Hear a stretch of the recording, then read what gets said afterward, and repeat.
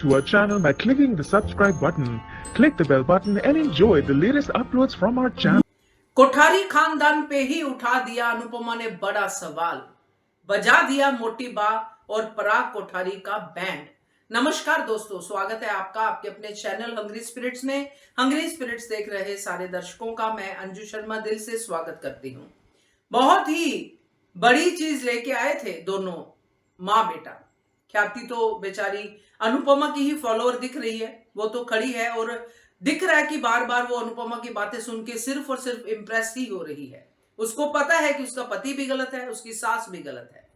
खैर, जब ये लोग अपने पूरे उससे आए हैं कि हमने कुंडलियां मिलवाई हैं और कुंडली में ये दोष है, और उनके बोलने से पहले ही राही वहां पे आके बोलना शुरू करती है और फिर अनुपमा भी बोलती है, और जब उनको बोलने के लिए कहती है तो फिर जो बम फूटते हैं वो तो कमाल ही था।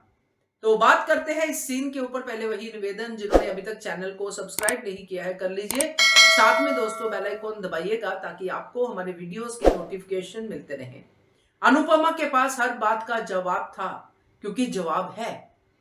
जिस जगह से आते हैं हम लोग, जहां से परंपराएं आती है, जहां से ये वाले विचार आते हैं परिवार को लेके, खानदान को लेके, वहां पे सबसे बड़ा खानदान रघुकुल का माना जाता है ना। रघुकुल रीत सदा चली आई, प्राण जाए पर वचन ना जाए, आज भी लोग कोट करते हैं। तो जब उस खानदान की बात आती है तो उस खानदान ने वो परंपराएं निभाई हैं जो इंसानों से रिलेटेड है, वो परंपराएं जिसमें कि इंसानों को इंसानों की तरह ट्रीट किया जाता है। तो जब मोटी बा अपने खानदान की बात करती है कि हमारे खानदान में अनाथ कैसे, हम नहीं, कौन सा खून, क्या खून, और एडॉप्टेड बच्चा ये नहीं हो सकता, तो यहां पे अनुपमा ने एक ही जवाब में मुंह बंद कर दिया, एग्जाम्पल देके सीता मैया की, कि सीता मैया भी तो धरती से आई थी, वो भी राजा जनक की बायोलॉजिकल बेटी नहीं थी। तो वहां से जब ये एग्जाम्पल शुरू होती है तो क्या कहेगी कोठारी ये खानदान वाले कि हमारा खानदान रघुकुल से भी बड़ा है। तो खानदान की औकात रघुकुल से बड़ी तो किसी खानदान की नहीं हो सकती।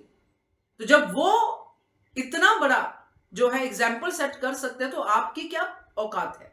कहने का मतलब तो यही था ना अनुपमा का, कि उन्होंने जब सीता मैया के साथ जो रिश्ता बांधा श्री राम का, वो तो अलग ही चीज थी। तो ये जब जवाब आते हैं और जब बाकी चीजों के जवाब आते हैं और सीधा सीधा सवाल अनुपमा का होता है कि हमने तो सारी बातें कह दी थी और आपने भी बातें कर ली, आपने भी सुन लिया, समझ लिया, सब कुछ कर लिया, तो फिर ये सवाल क्यों? राही के अनाथ होने पे सवाल क्यों?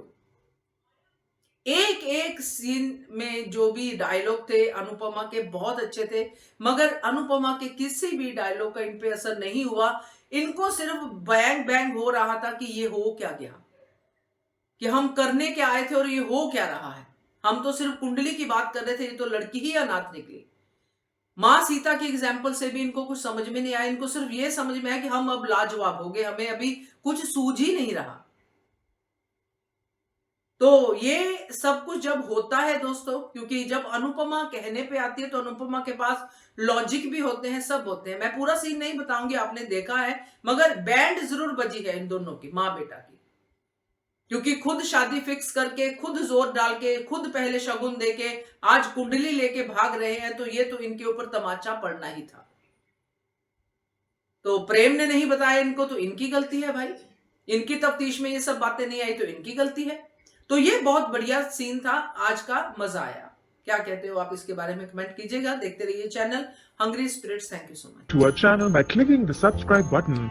Click the bell button and enjoy the latest uploads from our channel.